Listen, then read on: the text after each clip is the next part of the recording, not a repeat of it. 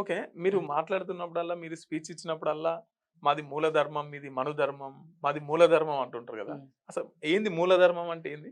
మాది పురాతన ధర్మం ఆ! మాది. పురాతన ధర్మం మాది. హ్మ్. వాళ్ళు సనాతన ధర్మం అంటుర్రు. ఓకే. మీ ధర్మానికంటే కొన్ని వేల సంవత్సరాల ముందు పుట్టిన ధర్మం మాది. హ్మ్. మా దాన్ని కాపీ కొట్టి మీరు అన్ని మార్పులు చేసుకున్నారు గదా! హ్మ్. మా యొక్క ధర్మం లేదంటే మా దేవుడు శివుడు. ఆ! శివుడు దేవుడని ఒప్పుకుంటారు మీరు. ఆ! ఓకే. అరే దేవుడు నువ్వు గూడా దేవుడవయ్యా!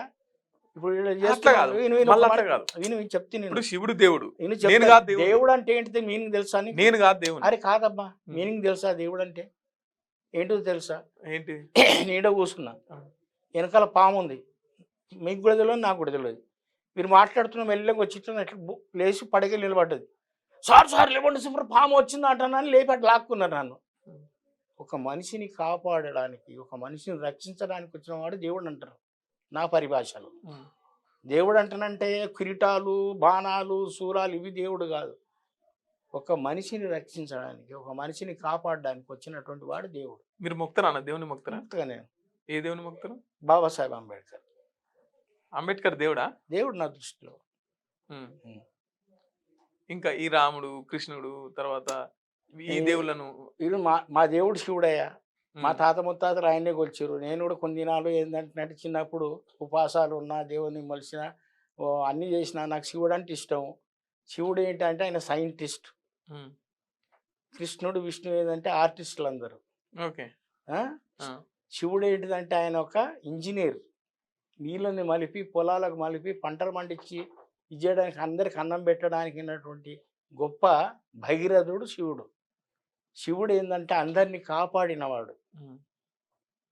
అంటే శివుడు మా దేవుడు. శివుడు ఒక్కడే దేవుడు. మిగతా వాళ్ళు కాదంటారు. నా దృష్టిలో కాదు.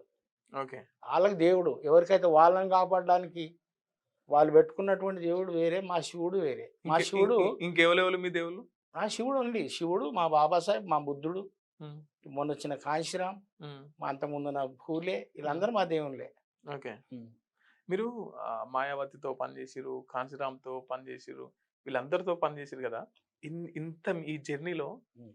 ఏం ఏం తెలుసుకున్నారన్న? ఏం జెప్పాలనుకుంటున్నారు సమాజానికి?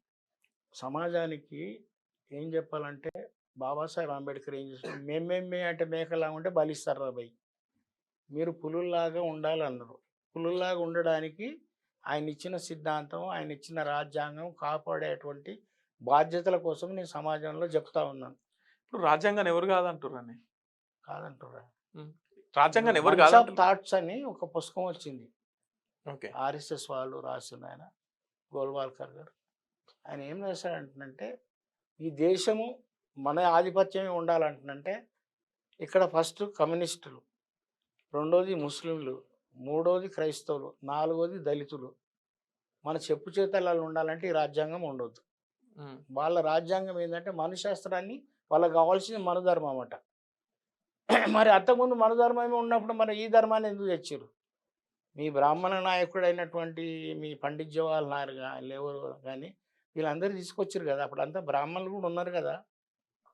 పార్లమెంట్‌లో బ్రాహ్మణులు ఉన్నారు. ఆయనని యాక్సెప్ట్ చేసిర్రు. ఆయన స్పీచ్‌కి అందరూ ఖిన్నులైపోయి, "ఓహో! ఈయన గదా! నిజమైనటువంటి దేశభక్తుడు. ఈయన రాస్తే కరెక్ట్ ఈ దేశం సుభిక్షంగా" ఇప్పుడు దేశం సుభిక్షంగా ఉండడానికి కారణం బాబాసాహెబ్ అంబేద్కర్. ఆయన రాజ్యాంగాన్ని మీరు వద్దనుకుంటుంటే ఏంటంటేనంటే, ఈ దేశం మాదసలు. హ్మ్. ఈ దేశానికి మూలవాసులం మేము. మీరెక్కడికెళ్ళో బతకొచ్చిర్రు. బతకొచ్చి ఇప్పుడు మీలో తెలంగాణ వచ్చింది బ్రదర్. అవును. తెలంగాణ ఒక రాష్ట్రం. రాష్ట్రంగా అవును. ఎందుకొచ్చింది? ఆంధ్రోళ్ళొచ్చిర్రు. మా హక్కులు, నీళ్లు, నిధులు అన్ని దోపిడీ కొట్టుకపోతారని ఎత్తురని ఓ వచ్చిర్రు. మహానుభావుడు అనేసి మొత్తం ఏందంటే వాళ్ళని ఎలగొట్టడానికో, వాళ్ళని ఇంకోటి చేయడానికో మొత్తం రాష్ట్రాన్ని తెచ్చిర్రు. మరి వాళ్ళు మన భారతదేశంలో కూడా తెలుగోళ్ళే గదా! వాళ్ళని ఎందుకు వాళ్ళని వేరు చేసినవు? అంతే. ప్రాంతంలో ఉన్న వాళ్ళని దోపిడీ ప్రాంతం అని చేస్తుర్రని. కాదు. దోపిడీ ఎక్కడ జరుగుతుందంటే కొందరు కులాల పేరు మీద, కొందరు మతాల పేరు మీద, కొందరు ప్రాంతాల పేరు మీద దోపిడీ చేయనీకొచ్చినోళ్ళు ఎవడెక్కడ ఉంటే బావుంటదని. వీళ్ళు బయటికెళ్ళి బతకొచ్చినోడు. బిచ్చగానికి హక్కులుంటాయి గదా! హ్మ్. బిచ్చగాడు వచ్చిండు ఒక మాట. ఇక్కడ బతకడానికి వచ్చిండు. మా హరప్ప, మొహజదార నగరాలను చూసి అరే! ఏమయ్యా బ్రహ్మాండం అప్పుడే డబుల్ బిల్డింగ్‌లు. ఇప్పుడు సనాతన ధర్మంని పాటించే వాళ్ళంతా బిచ్చగాళ్ళంటారా? ఎవరు? ఇప్పుడు అంటున్నారు గదా! బిచ్చగాళ్ళకి అరే! హక్కులుంటాయని. బిచ్చగాళ్ళకే పెద్ద పెద్ద బిల్డింగ్‌లున్నాయి బ్రదర్. హ్మ్. నీకు బిచ్చగాల దగ్గర కొందరికి వడ్డీలకు ఇస్తారు వాళ్ళు. అవును. ఆ, అట్లా వీళ్ళు ఏందంటే బతుకొచ్చినోడికి ఎవరికైనా ఏంటంటే ఈ దేశంలో ఉన్న ఇప్పుడు నువ్వు ఇంటి ఓనరు, నీ ఇల్లు, నీ ఇంట్లో నేను కిరాయికి ఉన్నాక 11 ఏళ్ళు అయింది. 11 ఏళ్ళు చట్టం ప్రకారం ఏంటంటే ఇంట్లోకెళ్ళి కాల్ చేయమన్నా ఇష్టం ఉంటే కాల్ చేయాలి, లేకుంటే లేదు. నువ్వు ఇంట్లోకెళ్ళి కాల్ చేయమన్నావు అనుకో, ఇటు బోనేలు నేను బోను బాయి ఇది నా ఇల్లు అంటే నువ్వు ఊరుకుంటావా? మెడబట్టి అవతలకు నెడతాం. అదే చేయమంటున్నాను నేను. వాళ్ళని ఎలగొట్టొద్దు. ఉమ్. మీరు మనుషులాగా ఉండి మానవత్వంతో ఉంటే ఇక్కడ ఉన్నోళ్ళని వాళ్ళ అభిమానంతో బతకడం నేర్చుకోమని చెప్తున్నాము. ఉమ్. వాళ్ళు దోస్తులాగా ఉండండి అయ్యా, శత్రువులాగా ఏంది మీరు? మమ్మల్ని ఈ మా దేశం బతుకు నువ్వు నల్లగా ఉన్నావు, నీ లప్పెడు ముక్కు, నువ్వు పొట్టుకున్నావు, నువ్వు మా యొక్క దాసుడవు దస్యుడవు, నువ్వు మాకు బానిసలాగా పనిచేయాలి, మా గడ్డాలు గీయాలి, గుడ్డలు ఉతకాలి, మా పీతిని ఎత్తేయాలంటే ఇది ఇది తప్పు కదా. అందుకోసానికే ఎవడు చేసుకునే వాళ్ళు చిన్నాడు, ఎవడు పని వాడు చేసుకోవాలి, ఎవడంటే ఇంకోళ్ళతో ప్రేమగా ఉండాలి. అప్పుడు ఉంటేనే ఎవడైనా బతకడానికి ఇష్టపడతాడు, ఇష్టంతో వాడిని దగ్గర తీస్తాడు.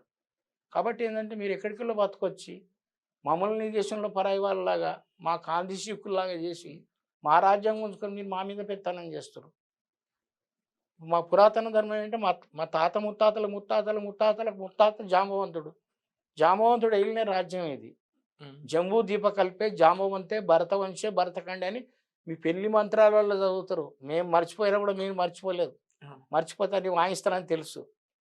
పెళ్లిళ్ళు చేసేటప్పుడు బ్రాహ్మణులు ఏం చదువుతారు విన్నావా? జంబూ దీప కల్పే జాంబవంతే భరతవంశే భరతఖండే అని చదువుతారు. అంటే ఇది భారతదేశం అనేది మాది కదా, మా దేశం. మీరు బతికొచ్చిన వాళ్ళు బతికొచ్చినలాగా ఉంటే సంతోషంగా ఉండే, బతికొచ్చిన మా మీదనే పెత్తనం చేస్తారు.